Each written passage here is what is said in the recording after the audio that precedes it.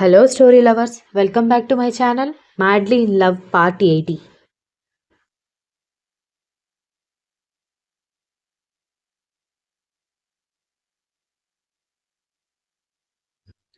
Hey, వాడి పక్క నుంచి లేవవే. వాడేదో నీ మొగుడు అయినట్టు వచ్చి అంత దర్జాగా ఆనుకుని కూర్చున్నావు. పైగా ఇక్కడ తల్లిదండ్రులు, వాడి నానమ్మ, వాడి చెల్లెలు అంతమంది ఉంటే కొంచెం కూడా బుద్ధి లేదా అని అంది శాంభవి. ఏం నీకేమైనా సమస్య? పెళ్లికి ముందు నువ్వు కూడా నీ మొగుడుతో మా ముందు అలాగే తిరిగేదానివి అని పెద్దావిడ అందుకోవడంతో, అత్తయ్య, మీరు పదే పదే నాకు నా పిల్లల మధ్యలోకి రాకండి. వాళ్ళ దృష్టిలో నన్ను దిగజారుస్తుంది మీరు. మొన్న కూడా నా కూతురు ముందు నన్ను తిట్టారు.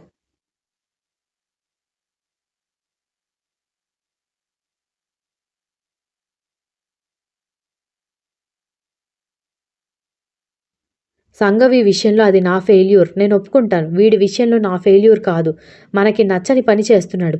అదంటే నాకిష్టం లేదని శాంభవి అరవడంతో, నీకు నీ మొగుడికి ఇష్టం లేదు. నాకిష్టమే. మనకి అనకు, మాకు అను అని ఆవిడ గట్టిగానే చెప్పింది.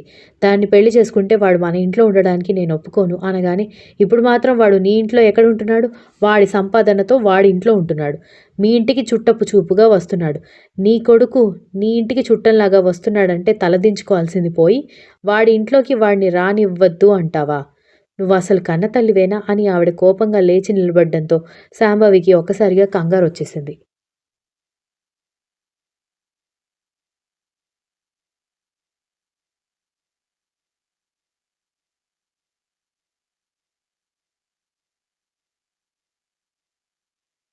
అత్తగారికి కోపం వచ్చిందంటే ఆ కోపం తట్టుకోవడం చాలా కష్టం.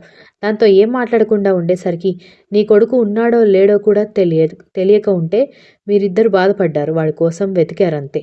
కానీ ఆ అమ్మాయి వాడి కోసం పిచ్చిదైపోయింది. వాడు బ్రతికితే చాలు అనుకుంది. ఇప్పుడు నీ కొడుకుని పరామర్శించడానికి వచ్చిందనుకుంటున్నారా? మీ కొడుకే దాన్ని పరామర్శించి వచ్చాడు అని చెప్పింది ఆవిడ. ఆ మాటకి స్నేహ తప్ప అందరూ ఆశ్చర్యపోతే, దక్ష చేతులు చూపించి వాడి కోసం బెంగ పెట్టుకొని ఏం చేస్తుందో తెలియక గాయం చేసుకుంది. దాన్ని హాస్పిటల్‌లో జాయిన్ చేస్తే ఇప్పుడది కుదురుకుంది. మీరింకొక విషయం మర్చిపోతున్నారు.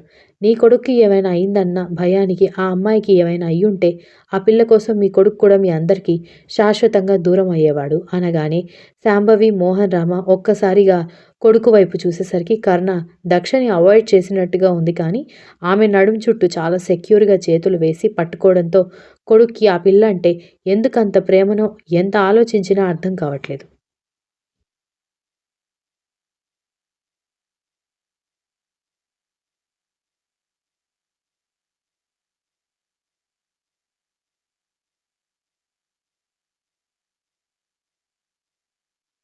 మామూలు సమయంలో దక్ష, శాంభవి వాళ్ళకి భయపడేది కానీ ఇప్పుడు మాత్రం తన చుట్టూ ఉన్న ప్రపంచాన్ని మర్చిపోయి కర్ణ గుండెల మీద వాలి అతని చెంప తడుముతూ ఉండడంతో వాళ్ళ ప్రేమ చూసి స్నేహ మనసు మెల్ట్ అయిపోతే, ఆ దృశ్యం చూసి చిరాకొచ్చేసి భార్యాభర్త ఇద్దరు బయటికి వెళ్ళిపోవడంతో, మీ అమ్మ మగాడిగా పుట్టాల్సింది, పొరపాటున ఆడదానిగా పుట్టి నాకు కోడలైందంటూ ఆవిడ కూడా మనవణ్ణి మనవరాల్ని డిస్టర్బ్ చేయకుండా వెళ్ళిపోవడంతో, బాబోయ్ నేను ఇంకా చిన్నపిల్లని, నేను కూడా వెళ్ళిపోతున్నానని బయటికి వెళ్ళిపోయింది స్నేహ.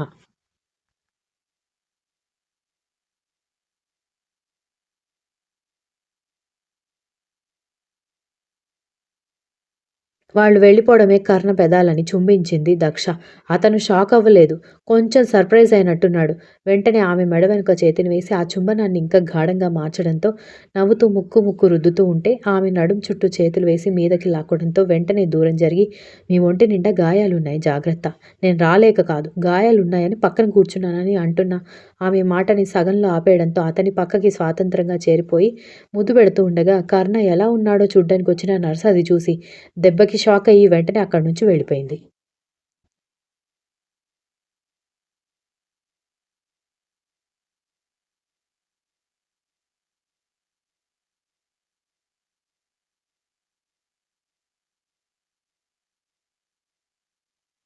కాసేపటికి మీరు ఏ విషయం ఎవరికీ చెప్పకపోయినా సరే నాకు చెప్పండి ప్లీజ్. మీరు ఒక్క క్షణం నా ముందు లేకపోతే నాకు పిచ్చెక్కిపోతుంది. మీరు 2 రోజులు కనిపించకపోయినా నేను అల్లాడిపోతాను అనగానే దక్ష చెంప మీద ముద్దు పెట్టగానే కళ్ళలో నీళ్లతోనే నవ్వుతూ ఉంటే ఆమెని లాక్కొని కౌగిలించుకొని పక్కకి తిరిగిపోయాడు Karna. I love you so much. I love you. Even I die for you అంటూ కన్నీళ్లతో కలవరిస్తూనే అతన్ని హత్తుకుంటే, మిస్టర్ కర్ణ మీరు డిశ్చార్జ్ అవ్వచ్చని అంటూ లోపలికి వచ్చిన డాక్టర్ అది చూసి కిలోమీటర్ పొడవునా నోరు తెరిస్తే ఒక్క దెబ్బకి దక్ష లేచి పక్కన నిలబడితే ఆమెని పక్కకి లాగి కూర్చోబెట్టుకుని ఫార్మాలిటీస్ కంప్లీట్ చేయండి అని చెప్పాడు డాక్టర్తో.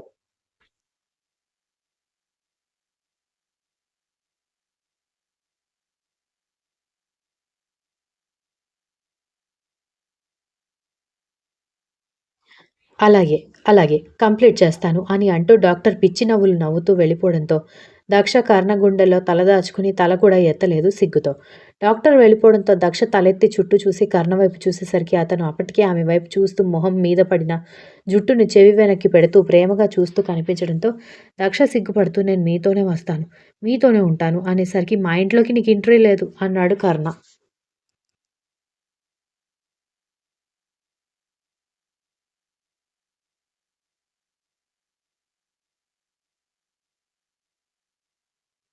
ఎందుకు లేదు? అది నా మొగుడి ఇల్లు అనగానే, అక్కడ నీ మొగుడు ఎవరున్నారు? అని కర్ణ వెటకారంగా అడగడంతో, కోపంగా చూస్తూ, మీరే నా మొగుడు అని కోపంగా చెప్పి గట్టిగా హగ్ చేసుకోవడంతో, దక్షని వెతుక్కుంటూ వచ్చిన దీక్షిత, నవీన్ అది చూసి ఆశ్చర్యపోయి వెళ్దాం రావే, మళ్ళీ వీళ్ళమ్మ నాన్న వస్తే ప్రాబ్లం అవుతుందని దీక్షిత కంగారుగా పిలుస్తుంటే, కర్ణ తాపీగా తల వెనుక చేతులు పెట్టుకుని రిలాక్స్ అవుతూ ఉంటే, అతని వైపు కోపంగా చూసి, వాళ్ళకి నేనొచ్చానని తెలుసు.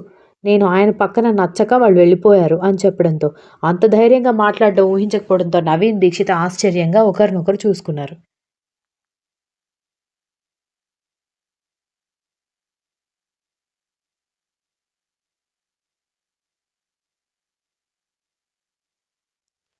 కర్ణ పెదాల చివర నవ్వు అలా వచ్చి ఇలా మాయమైపోతే, ఏంటే నువ్వేనా మాట్లాడేది? నీకేమైనా జ్వరం వచ్చిందా? అంటూ నుదుటి మీద చేయి వేసింది దీక్షిత. అక్కా నాకేం కాలేదు. నేను చాలా బావున్నాను. నువ్వు వెళ్ళి మీ ఆయనతో ఉండు. నేను మా ఆయనతో ఉంటాను అని దక్ష చెప్పడంతో, కానీ దక్ష నీ లవ్, నీ టెన్షన్ నాకు అర్థమవుతుంది. కానీ విరాట్ బావ దీక్షితకి ఎలాంటి లోటు రాకూడదని వాళ్ళ అమ్మకి దూరంగా ఉంటున్నాడు. కానీ కర్ణ సార్ తన హెల్త్ సెట్ అయ్యే వరకు వాళ్ళ ఇంట్లోనే ఉండాలి. వాళ్ళ తలనొప్పి నువ్వు భరించలేవు. కావాలంటే ఆయన తన మ్యాన్షన్‌కి వెళ్ళిన తర్వాత నువ్వు వెళ్ళొచ్చు అన్నాడు నవీన్.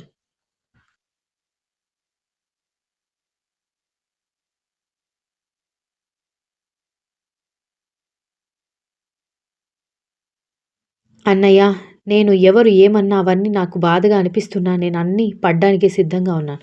నేను ఆయన పక్కన ఉండాలి. నా వల్ల ఆయనకి ఇలా అయిందని నేను నరకం చూస్తున్నాను. పైగా 3 రోజులు నేను చూడలేదన్నయ్య. ప్లీజ్ నాకు బెంగగా ఉంటుంది అంటున్న దక్షని అలాగే చూస్తూ ఉండిపోయాడు కర్ణ.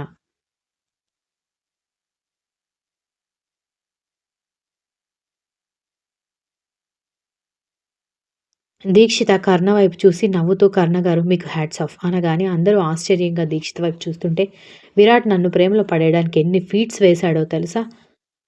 ఈవెన్ అందరి ముందు ప్రపోజ్ చేసి ఓకే చెప్పాల్సిందే అన్నాడు. బట్ మీరు ప్రపోజ్ చేయడం లేదు. రిక్వెస్ట్ చేయడం లేదు. అట్‌లీస్ట్ దాంతో ప్రాపర్‌గా మాట్లాడకుండా దాన్ని మీ వైపు తిప్పుకున్నారు. సైలెంట్‌గా కూడా మనుషుల్ని ప్రేమలో పడేయొచ్చని నేను మీ దగ్గరే తెలుసుకున్నాను. Enjoy your time. ఇద్దరూ లవ్ బర్డ్స్ ఎప్పుడు ఒకరికొకరు సేవలు చేసుకోకుండా కాస్త హాల్‌లోకి కూడా రండి. లేదంటే ఆంటీ వాళ్ళు మా చెల్లిని ఆడిపోసుకుంటారు అని దీక్షిత చెప్పి నవీన్ చేతిని పట్టుకొని పదన్నయ్య అంటూ తీసుకెళ్ళిపోయింది.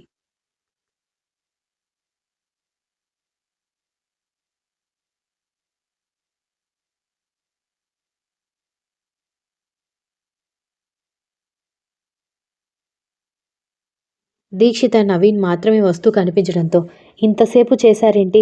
దక్ష ఎక్కడా? అని అడగడంతో, అసలు విషయం చెప్పేసరికి మీ చెల్లిని చూసి నేర్చుకో అంటూ వాళ్ళిద్దరిని తీసుకెళ్ళిపోయాడు విరాట్. వాళ్ళు వెళ్ళిపోగానే దక్ష కర్ణ వైపు చూస్తూ అతని చేతిని తన చేతిలోకి తీసుకొని అక్కడక్కడ గాయాలుండడంతో చేతి మీద ముద్దు పెడుతూ I miss you so much అని చెప్పి కర్ణ గుండెల మీద వాలిపోయింది.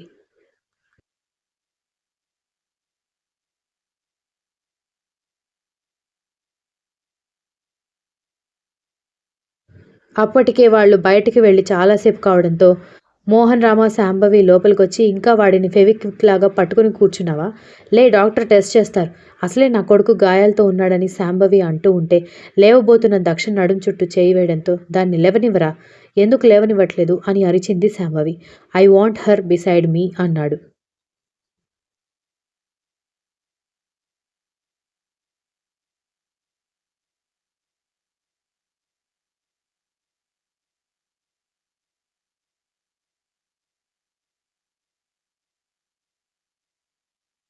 ఆ మాట వినగానే దక్ష సిగ్గుల మంకెనలు వేస్తే శాంభవి, మోహన్ రామ ఆ మాట వినలేనట్టు మొహం తిప్పుకోవడంతో ఏం చేయాలో తెలియక అసహనంగా ఉంది వాళ్ళిద్దరికీ. Continuous. If you like the story please like, share, comment and don't forget to subscribe.